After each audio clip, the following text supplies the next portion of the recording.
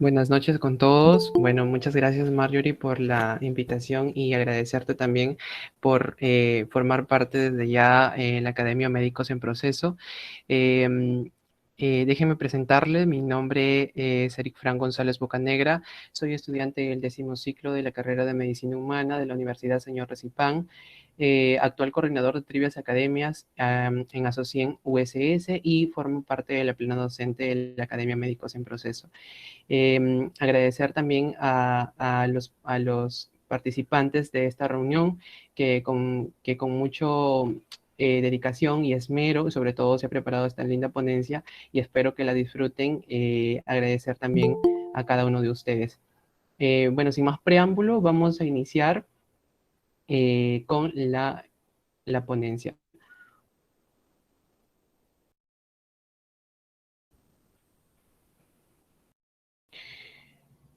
Stephanie, ¿me confirmas por favor si se aprecia bien? Stephanie,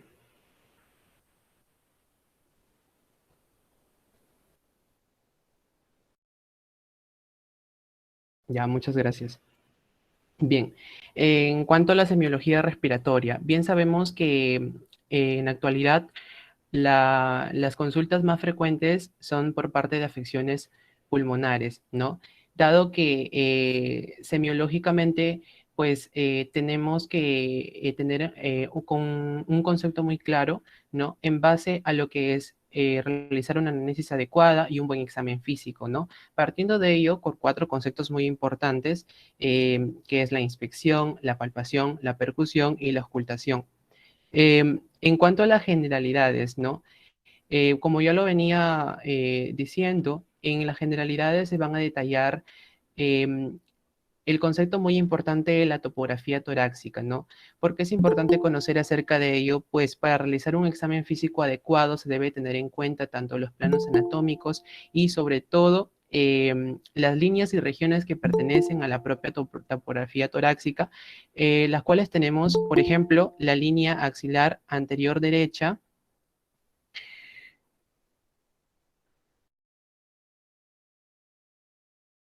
Mm, A ver.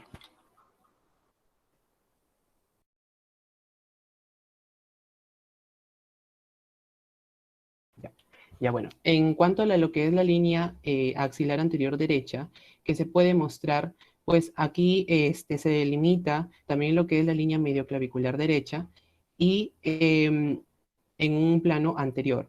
Sobre todo, tener en cuenta también lo que es el ángulo de Luis, que posteriormente lo vamos a explicar, que se encuentra a nivel de la segunda inserción a nivel de cartílago costal en el esternón, ¿no? Tenemos lo que es en un plano lateral, la línea axilar anterior, la línea axilar media y la línea axilar anterior y posterior, ¿no? En este caso también evidenciamos en una vista posterior la línea vertebral y la línea escapular. También recordar que también forman parte aquí regiones que acompañan a la topografía torácica, como por ejemplo tenemos la región infraclavicular, tenemos la supraclavicular, la infraclavicular, la región mamilar y la región esternal en una vista anterior. En una vista lateral tenemos la región axilar y la región infraaxilar. En cuanto a lo que es la vista posterior, encontramos la región supraescapular, la región escapular propiamente, la región interescapular y la región infraescapular. Bien dicho esto, vamos a pasar acerca de lo que es el ángulo external de Lewis. ¿Qué importancia acerca de ello, no? La ubicación del ángulo external de Lewis en un examen físico propiamente es reconocer, ¿no? Que se encuentren a nivel del segundo espacio intercostal a nivel de lo que es el esternón, ¿no? Lo que va a permitir esta localización del ángulo external de Lewis es la maniobra tan importante de poder contar las costillas, ¿no? Hay un punto muy importante aquí, dado que se va a aplicar, como ustedes ven, ¿no? En este caso los dedos, el dedo índice y el dedo medio, ¿no? Se reconoce el arista transversal, como vemos acá esta línea, que va a dividir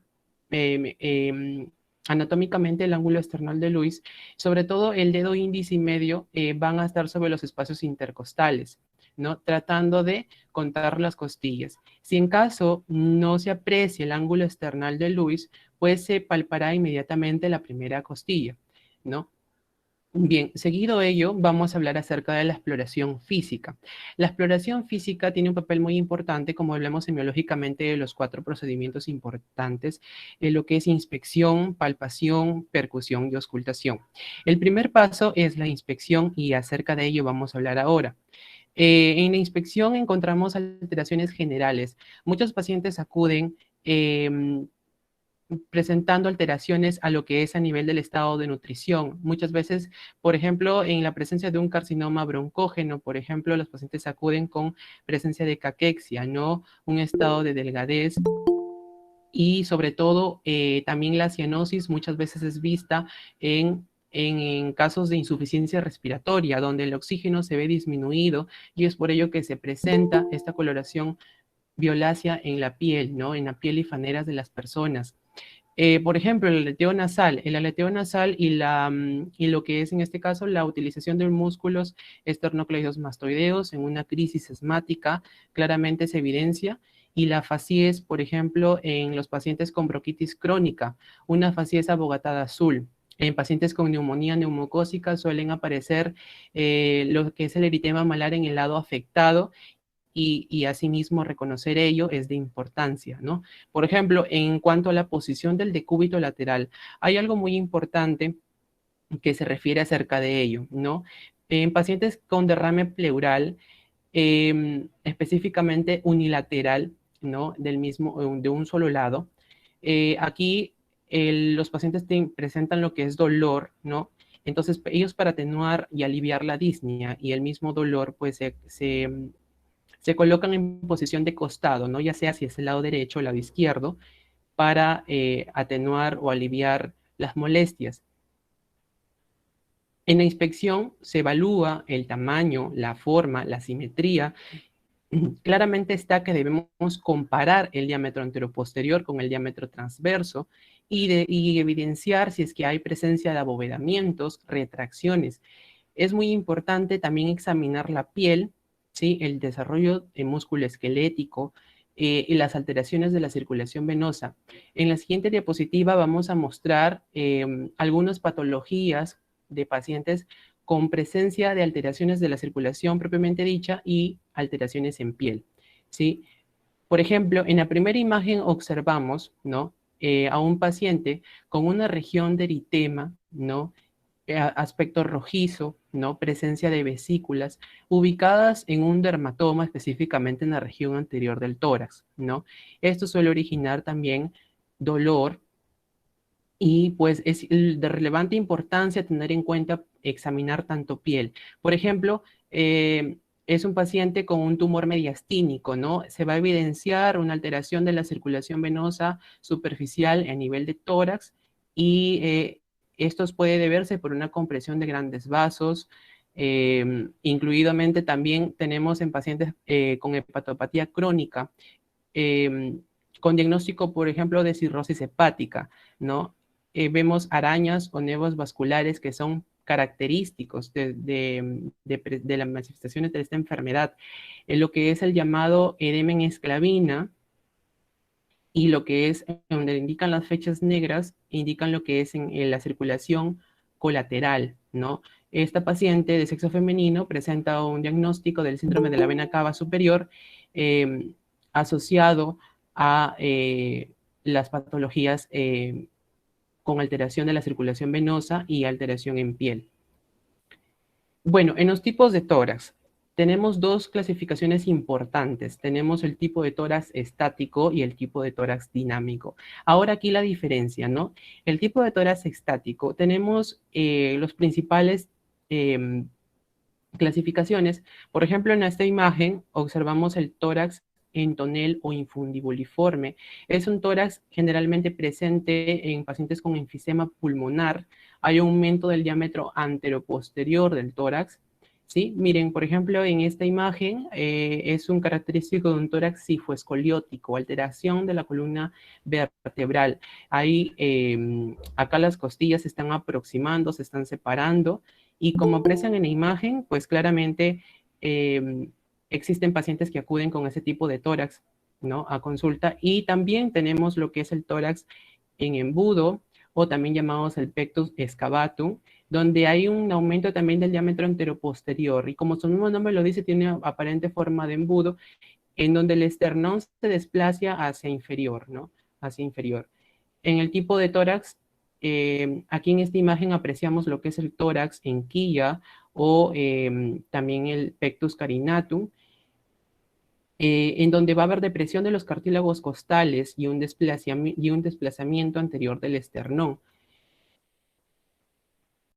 En el tipo de tórax dinámico, aquí, como su mismo nombre lo dice, pues va a analizar los movimientos del tórax, ¿no? A través de ello, de los movimientos respiratorios. Por ejemplo, en el tipo respiratorio encontramos tres tipos principales, tanto que distinguen al varón, a la mujer y sobre todo al niño, ¿no? Por ejemplo, en los varones la respiración es costo-abdominal, en lo que son, en este caso, en las mujeres, es costal superior, y en los niños es una respiración abdominal.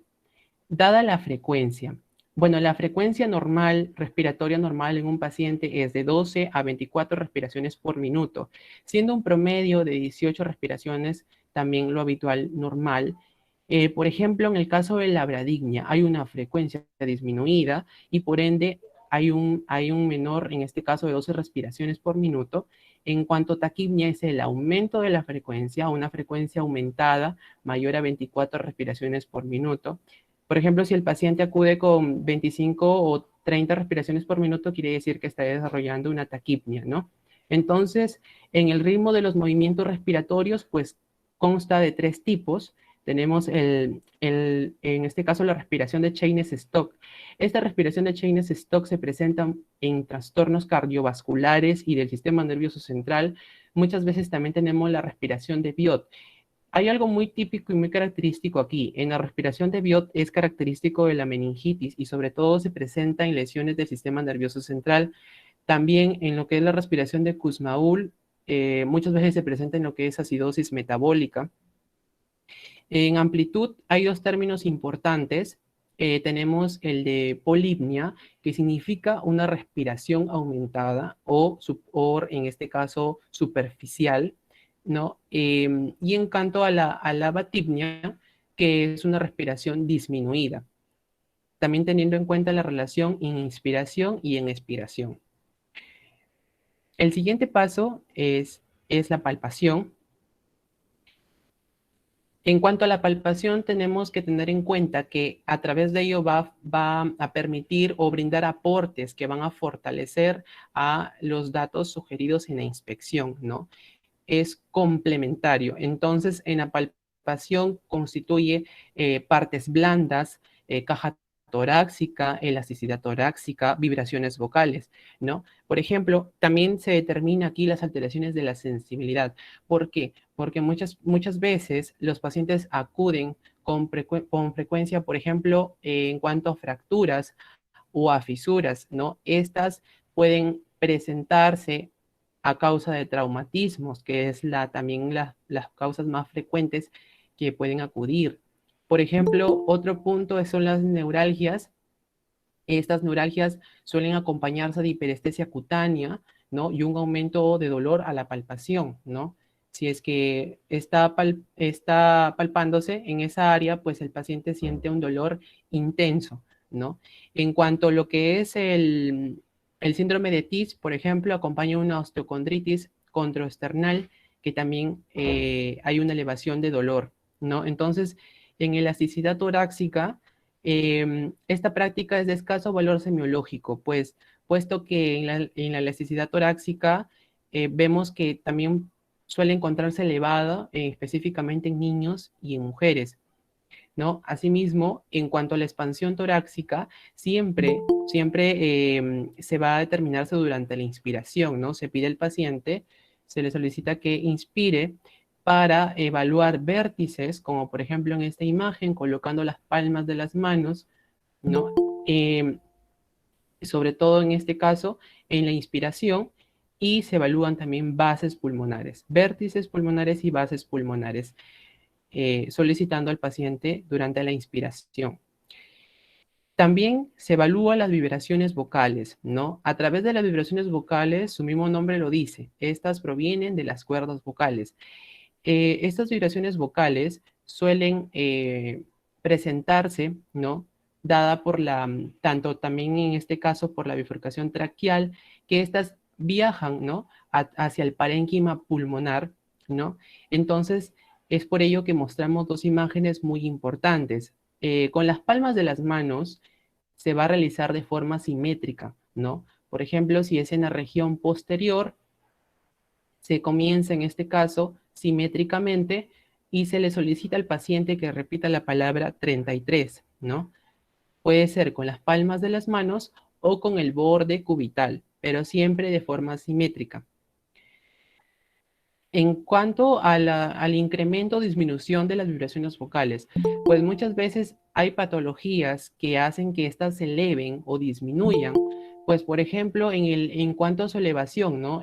Tenemos que estas vibraciones vocales pueden estar elevadas en condensaciones pulmonares por presencia de neumonía, ¿sí? De la neumonía, lo más clásico y lo más característico dentro de ello. Tenemos también por causa de cavidad. En cuanto a cavidad nos referimos a cavernas, ¿no? En este caso la formación de la destrucción del parénquima, ¿no? Por causa de tuberculosis. En la disminución tenemos la atelectasia por retracción del lóbulo pulmonar, ya sea unilateral o bilateral, enfisema pulmonar, derrame pleural. Hay que tener en cuenta muy en claro cuando nos referimos a derrame pleural, porque en derrame pleural estas se encuentran disminuidas por presencia de colección líquida, ¿no? Bien sabemos que la pleura es una hoja que recubre a cada pulmón, ¿no? Estas, en este caso, cuando ocurre el derrame pleural, se interpone el líquido y es por ende que las vibraciones vocales se van a encontrar disminuidas, ¿no? En el neumotórax también se evidencia ello. En cuanto a la percusión, es el tercer paso semiológico referente al aparato respiratorio. Pues aquí al momento de percutir, propiamente, se provocan sonidos, ¿no? Se provocan sonidos que esto acompaña de golpes suaves, breves y repetidos. La técnica más usada aquí es la técnica indirecta o dígito digital o de Gerard. Esta técnica aplica, ¿no? Por ejemplo, en esta imagen observamos a una mano derecha y a una mano izquierda. La mano izquierda siempre va a estar apoyada sobre la superficie, bueno, en este caso la superficie torácica, ¿no? Y en la mano derecha, pues encontramos tanto el dedo índice como medio.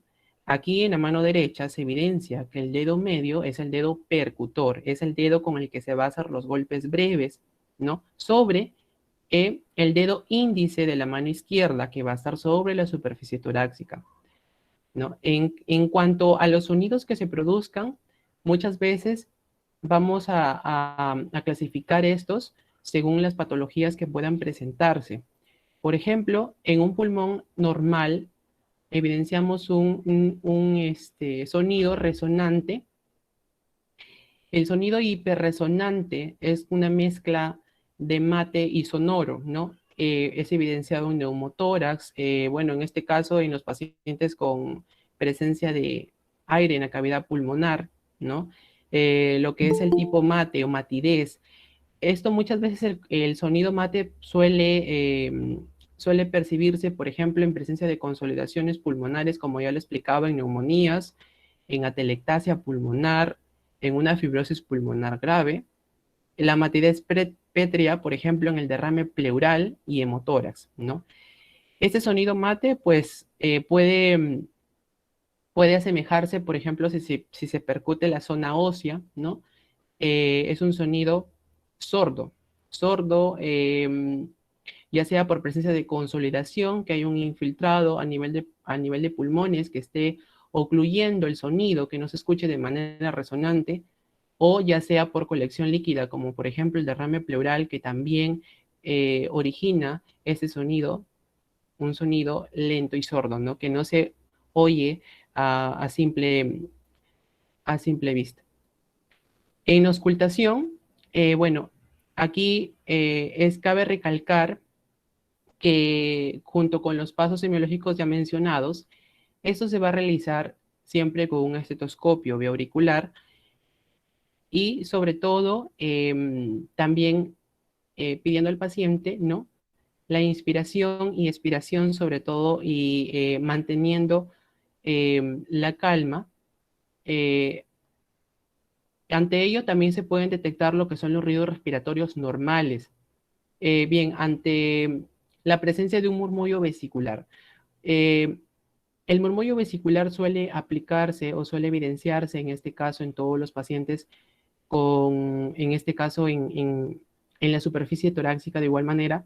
Este es de tonalidad suave, ¿sí? A diferencia del ruido broncovesicular, que es un ruido de intensidad intermedia, y el soplo laringotraqueal, ¿no? Pero este es de tonalidad alta. Este puede también auscultarse en la cara anterior del cuello, específicamente también en la región de la tráquea. Entonces ahí podemos evidenciarlo, ¿no?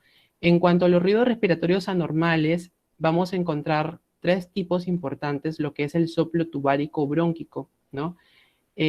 En presencia, por ejemplo, de consolidación o en alguna neumonía en los pacientes, pues suelen evidenciarse muy frecuentes el soplo cavitario que representa, como ya mencionaba, ¿no? Las cavernas pulmonares en presencia de una tuberculosis, el soplo pleurítico, ¿sí? El soplo pleurítico en cuanto a lo que es presencia de derrame pleural,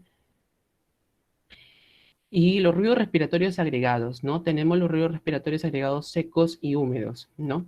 Bien, bien dicho esto, vamos a pasar a lo que es las variaciones patológicas de la voz. En auscultación de la voz tienen una relevancia muy importante en cuanto a lo que es, dado que la voz también se le solicita al paciente que repita la palabra 33, ¿no? Y a través de ellos se van a detectar alteraciones, ¿no? Por ejemplo, la broncofonía es un aumento de la intensidad de la voz, ¿sí? Muy diferente a la normal, ¿no? La voz se encuentra con un tono más elevado.